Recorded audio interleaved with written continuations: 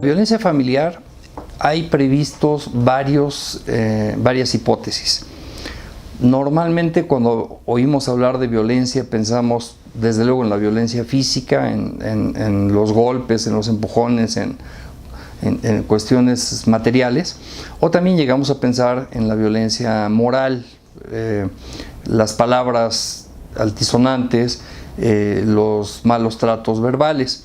Sin embargo, ya decía yo que la violencia familiar es un delito y que está previsto por el Código Penal, y dentro de las hipótesis o de los casos que se pueden configurar en violencia familiar, pues hay varias hipótesis. Tenemos nosotros como número 1 la violencia física, como número 2 la violencia psicoemocional, en tercer lugar la violencia patrimonial, la violencia sexual, y también tenemos la violencia contra los derechos reproductivos.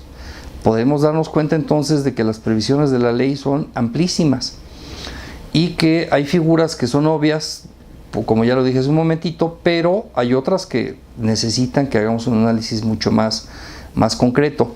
La violencia física se refiere precisamente al uso de una parte del cuerpo,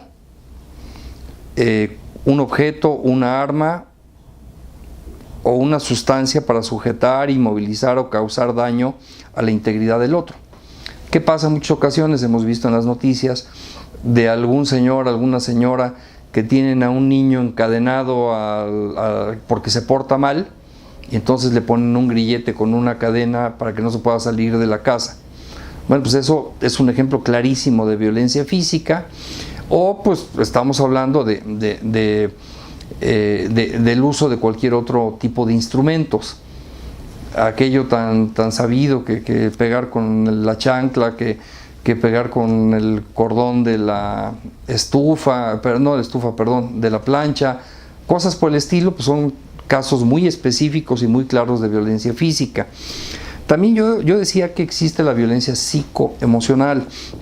Esta violencia psicoemocional se refiere a las acciones o a las omisiones que pueden consistir en prohibiciones, coacciones, condicionamientos.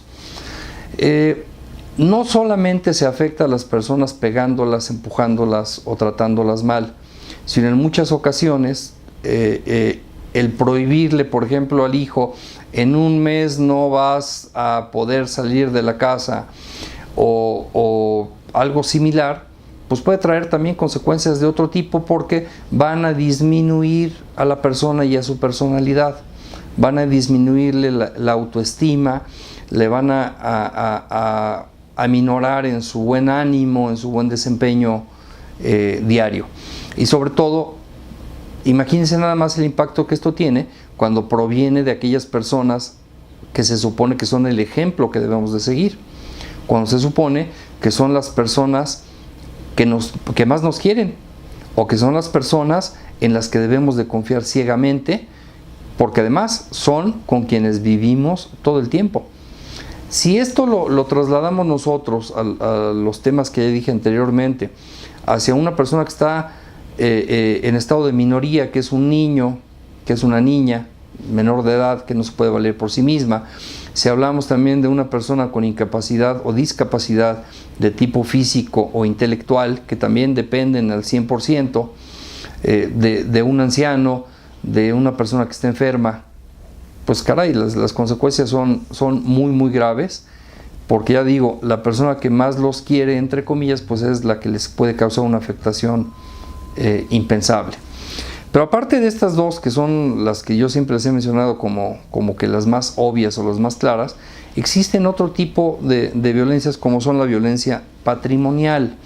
En esta violencia patrimonial, lo que se ve es que una de las partes normalmente es pues quien trabaja, quien tiene los ingresos, quien proporciona los medios a los demás. Esa es el papá, la mamá, por ejemplo. A su vez, pues digamos que cierran la llave del dinero, cierran la llave del dinero a las otras partes que no tienen trabajo, que no tienen ingresos, que dependen de ellos.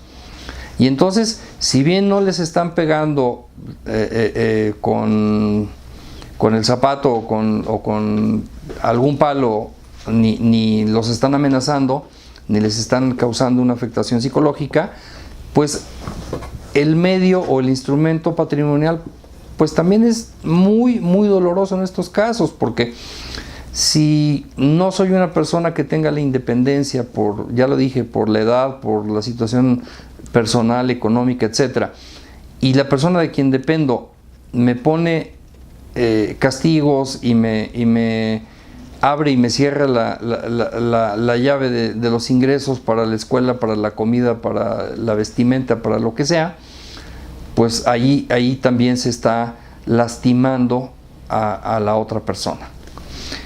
Mencionaba yo también que existe otro tipo de violencia, que es la violencia sexual. En este caso se habla de acciones, omisiones, amenazas que ponen en riesgo o lesionan la libertad, la seguridad, la integridad, desarrollo psicosexual de cualquier persona. La sexualidad es un derecho que debe de ejercerse de forma libre por cada una de las personas.